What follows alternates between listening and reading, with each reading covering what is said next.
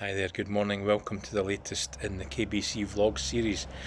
Today we get to look at quite a familiar story, probably for many of us, the so-called feeding of the 5,000. And it's one of the few incidents in the life and ministry of Jesus which features in all four Gospels. That doesn't make it necessarily any more important than any other, but it's significant that they all give us their interpretation of it. You can read about it in Mark chapter 6, in John chapter 6, and also elsewhere in Matthew and Luke's Gospel, which you can look up later.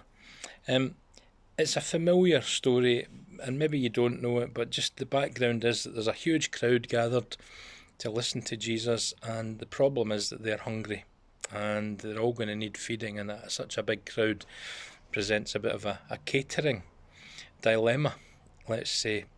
And the disciples come up with a number of solutions, and I just want to consider the different solutions that they come up with. The first one is, you read it in Mark 6 verse 35. It says, "When it was already quite late, his disciples came to him and said, 'This place is desolate, and it's already quite late. Send them away so that they may go into the surrounding countryside and villages and buy themselves something to eat.'" Now, clearly the disciples didn't have a catering truck with them. They had nothing to give the people, and so their first solution was just simply to make the problem go away.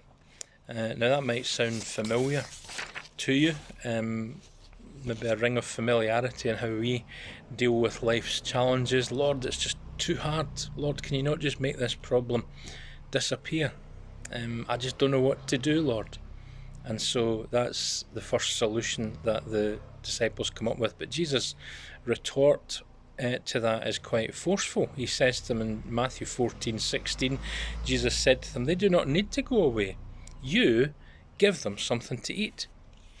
So we know that they didn't or couldn't, and so they come up with another solution. But this time it's prompted by a question that Jesus asks of one of the disciples, a man called Philip, where Jesus says to them, "Where are we to buy bread so that these may eat?" Now, Philip, we know, was being tested in his faith by Jesus here. Did Jesus not know the answer? Of course he did. So he's asking Philip to provoke a reaction. How far is your faith going to take you on this one, Philip? Can you see a solution, Philip? Now concentrate. Remember who I am. Remember the other things that you've seen me do, Philip. Yes, there's a problem. All these people are hungry. There's no food and the shops are all shut. Philip, what can be done? And Philip doesn't get it. So his solution to Jesus' question, probing question, is that he would throw money at it. Unfortunately, it's money that they don't have, and his plan doesn't last. It's not going to be a solution at all.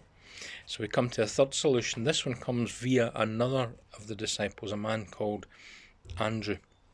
Andrew's one of my favourite disciples. Whenever we meet Andrew, he seems to be bringing people to Jesus. He seems to have the knack of just introducing people to Jesus, and we don't always find that easy ourselves, do we? How do we bring up the subject with our friends, our family?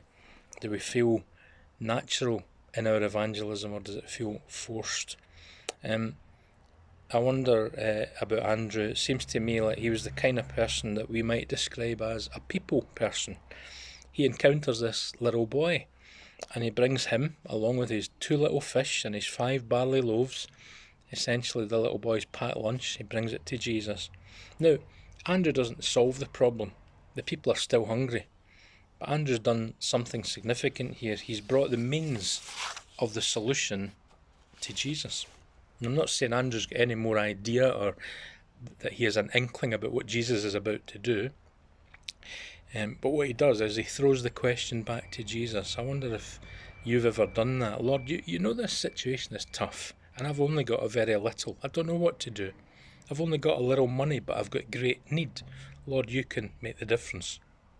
I've only got a little energy, but I've got great responsibilities to fulfill today. Lord, you can make the difference. I've only got a little grace, but there's a lot I need to forgive. Lord, you need to make the difference. I've only got a little patience, and time seems to be running out. Lord, you can make the difference. And whatever it is in your situation, the Lord's storehouses of provision are not ever in danger of running out. He can and will make the difference.